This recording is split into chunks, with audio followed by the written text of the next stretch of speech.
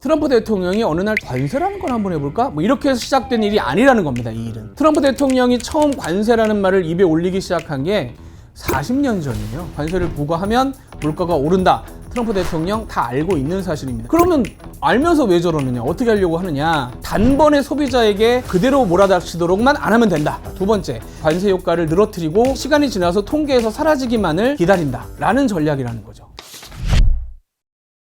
여기까지는 트럼프 대통령의 계획인 거죠. 모든 일인 계획대로 되지 않습니다. 특히 경제는 생각한 대로 움직이지 않아요. 가장 생각대로 움직이지 않는 부분 중에 하나가 경제입니다. 여러 가지 변수와 여러 가지 위험 요소들이 남아 있어요. 자, 가장 문제는 뭐냐? 사람들이 과연 모를까? 그렇게 숨기면 못 느낄까? 라는 점입니다. 뉴욕 지역의 한 칼국수집의 메뉴판이에요. 메뉴판인데 보시면 기본 칼국수가 11.95달러입니다. 세금 내고 팁 내고 뭐 이러면 이제 15달러 정도 되고, 그러면 우리나라 돈으로 한 2만 원 정도의 칼국수를 먹을 수가 있는 거죠. 한국 분들 듣고 나면 칼국수가 2만 원이야. 미국이 비싸긴 비싸구나 이렇게 생각들을 하실 거예요. 그런데 미국에 사시는 분들은 사실은 이걸 보고 저렇게 싸다고? 뉴욕이? 그렇게 느끼실 수밖에 없어요. 무슨 얘기냐? 이 메뉴판은 트럼프 대통령 일기 때 2018년 메뉴판입니다. 지금 메뉴판하고 비교를 한번 해보죠. 같은 가게예요. 같은 가게인데 11.95달러였던 칼국수가 지금 이제 7년 지났잖아요. 18달러입니다. 50%가 올랐어요. 그리고 이제 해물 칼국수도 14달러였는데 21달러, 역시 50%가 올랐습니다. 7년 사이에 물가가 50%가 올랐어요. 이게 뭐 매년 2%, 3% 이렇게 하고 지나가니까 그냥 2%면 별거 아닌 것 같잖아요. 근데 이게 지금 몇 년간 누적이 됐단 말입니다. 그러니까 잔매를 계속 맞았기 때문에 경제적으로는, 물가적으로는 골병이 든 상태예요. 여기에 2%, 3%는 예전 2%, 3%가 아닙니다. 사람들이 받아들이는 정도가 달라요. 자, 그래서 보시면 누적 그래프입니다. 그러니까 2%, 3%의 그래프가 아니라 누적 그래프예요. 트럼프 대통령 취임했던 2017년이 100이에요. 그런데 현재 6월 달에 물가가 126.5입니다. 그러니까 7년 사이에 25% 물가가 뛰었어요. 물건값이 4분의 1이 올라버렸단 말입니다.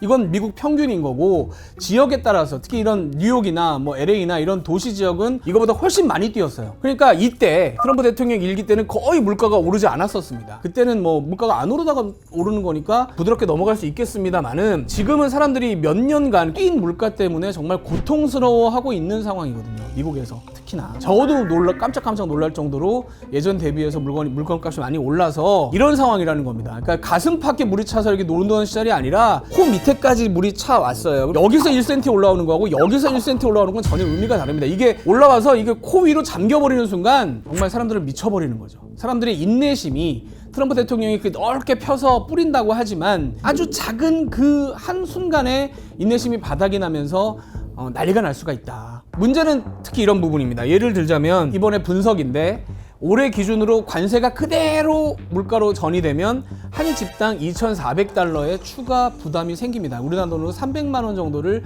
더 소비를 해야 돼요. 근데 이게 뭐 고소득층이면 300만 원 낼 수 있겠지만, 이미 여기까지 온 사람들 입장에서는 300만 원을 새로 마련해서 쓰기가 쉽지가 않은 상황이고, 특히 제가 볼 때 위험한 두 부분이 어디냐? 식품입니다. 일단 장 보러 갔을 때 장바구니 물가가 뛰면 일단 심리가 동요하는 거. 식품 가격이 단기적으로 3% 뛰면서 초기에는 7%까지 신선농산물은 올라가고 이후 매번 3%씩 올라갈 거라는 겁니다. 이거 7%라는 게 그냥 단순 7%가 아니라 아까 보여드린 누적에서 7%이기 때문에 사람들이 느끼는 부담이 굉장히 클 거고요. 두 번째, 미국 사람들이 특히 좋아하는 게 자동차입니다. 자동차에 목숨을 걸어요. 근데 그 자동차 가격이 단기적으로 12%, 장기적으로도 10%. 그래서 작년 대비해서 신차 평균이 5,000달러 이상 올라갈 거라는 분석이 나와 있습니다. 그래서 새로 차를 보러 갔는데 전에 샀을 때보다 뭐 만 달러 이상 올라 있다, 1,000만 원 이상 올라 있다라고 한다면, 특히나 가장 많이 영향을 받는 차종 중에 하나가 픽업 트럭이라고 해서 뒤에다 짐 싣고 다니는 큰 트럭들. 이건 트럼프 대통령을 지지하는 외곽에 사는 백인들이 특히나 좋아하는 차들인데, 이 차들이 이제 멕시코나 캐나다 생산 비율이 높아서 이런 직격탄을 맞거든요. 그러니까 그런 층들부터, 주머니가 얇은데 차는 좋아하는, 트럼프 대통령을 지지하는 외곽에 사는 사람들부터 동요가 생길 가능성이 큽니다. 두 번째, 트럼프 대통령이 모든 걸 다 자기가 장악할 수 있다, 내가 원하는 걸 조절할 수 있다는 좀 믿음이 있는 것 같아요. But I watched this group of people on CNN and MSDNC too, the same thing, where they say, well, costs have gone up.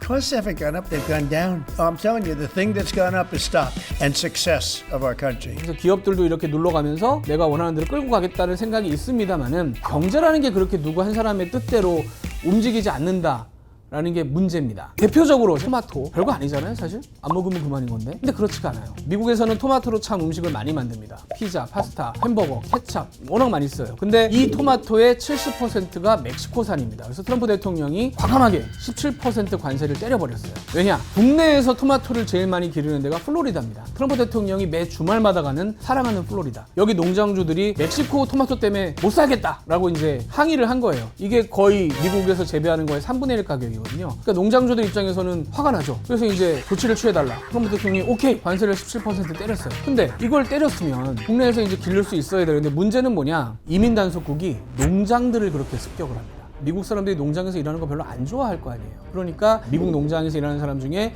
불법 이민자의 비율이 50%까지 올라갔다라는 통계가 있을 정도입니다. 그러니까 이민 단속국 입장에서는 농장 때리는 게 제일 쉬워요. 모여 있잖아요. 한 번에 가서 그냥 일망타진을 할 수가 있으니까.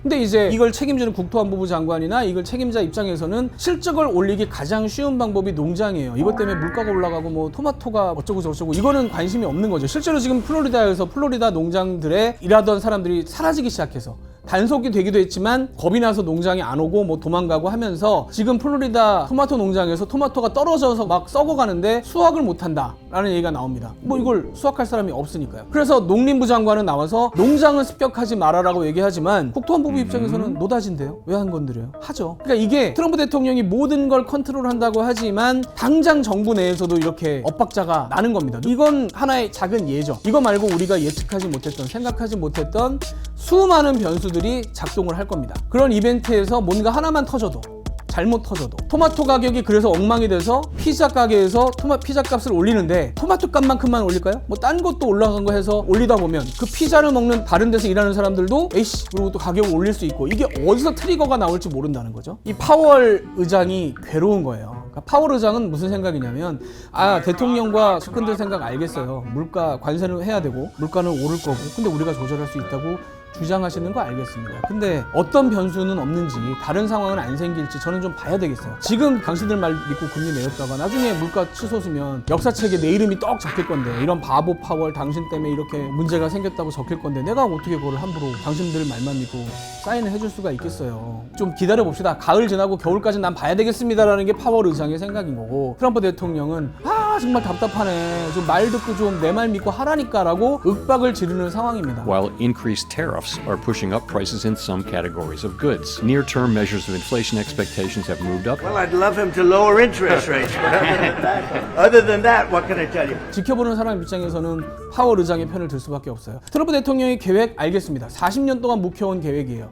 알겠는데 과연 그대로 갈 거냐? 아까 말씀드린 대로 사람들의 인내심에 지금 한계가 거의 도달한 상황이고 어디서 어떤 변수가 생길지 몰라요. 그 변수까지 과연 다 깨끗하게 처리할 수 있느냐?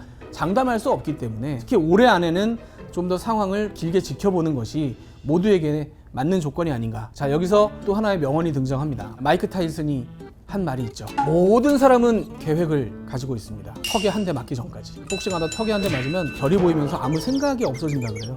그때까지는 어마어마한 계획을 세우고 있었지만 순간 충격적으로 한 대를 맞고 나면 모든 계획이 무너지면서 순식간에 엉망이 돼버릴 수 있습니다. 지금까지 들으신 분들 중에는 트럼프 대통령이 얄밉다고 생각하시는 분들이 계실 거예요. 우리나라 압박해가지고 15% 관세 뜯어가고 막 괴롭히고 기업들 괴롭히고 정말 트럼프 좀 혼 좀 났으면 좋겠어 라고 생각하시는 분들이 계실 거예요. 근데 이게 참 아이러니한 겁니다. 그렇다면 이제 물가가 올라가지고 컨트롤할 수 없는 영역으로 가서 트럼프 대통령이 곤란에 처해야 되는데 문제는 그래서 미국이 이렇게 턱에 한 대 맞고 비틀비틀 거리게 되면 우리는 안전하겠냐는 겁니다. 이게 아이러니한 거예요. 미국이 잘못되면 우리는 더 잘못될 수 있기 때문에 현재 상황은 트럼프 대통령이 좀 뭔가 실수를 했으면 좋겠다는 생각을 하면서도 순간적으로 근데 그러면 우리가 피곤하니까 그냥 또 저렇게 잘 가야지라는 생각이 동시에 드는 굉장히 복잡한 순간입니다. 어렵습니다. 상황이 굉장히 어려워요. 그래서 트럼프 대통령을 응원해야 될 것인가 저주해야 될 것인가 상당히 많은 분들이 고민을 하는 그런 시점이긴 합니다. 그만큼 우리도 조금 더 민감하고 예민하게 반응을 해야 되고 앞으로 한 반년 정도 침착하게 상황을 지켜보면서 우리도 그 다음 대응책을 가지는 게 좋을 것 같습니다. 깐깐남인 뉴욕 여기까지 들어주신 여러분 감사드립니다.